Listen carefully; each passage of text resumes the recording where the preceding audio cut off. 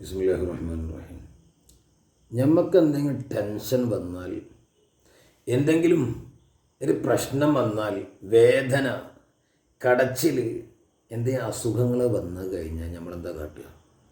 നമ്മളെ ഇഷ്ടപ്പെട്ട ആളുകൾക്ക് ഒരു കോൾ ചെയ്യും, എടാ സുഖമല്ലടാ, എന്തപ്പോൾ കാട്ടുക? എന്തൊക്കെയൊരു ടെൻഷൻ, ഒരു അസ്വസ്ഥത എന്ന് പറയില്ലേ, നമ്മളെ ചങ്കുകൾക്ക് വിളിക്കും. ചിലപ്പോൾ ഇണയായിരിക്കും, ചില ഉമ്മയായിരിക്കും, ചിലപ്പോൾ വാപ്പയായിരിക്കും, അങ്ങനെയാണ്. എന്നാൽ അള്ളാഹുവിൻ്റെ ഹബീബിന് എന്തെങ്കിലും ഒരു ടെൻഷൻ വന്നാൽ അള്ളാഹിൻ്റെ ഹബീബ് എന്താ ചെയ്യോ?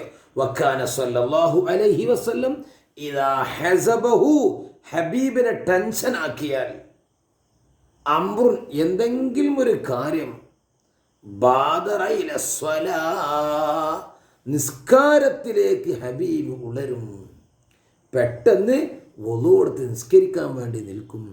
എന്നാ ആരെ കാണുക? അള്ളാഹുവായിട്ട് മുനാജാത്ത് ചെയ്യുക.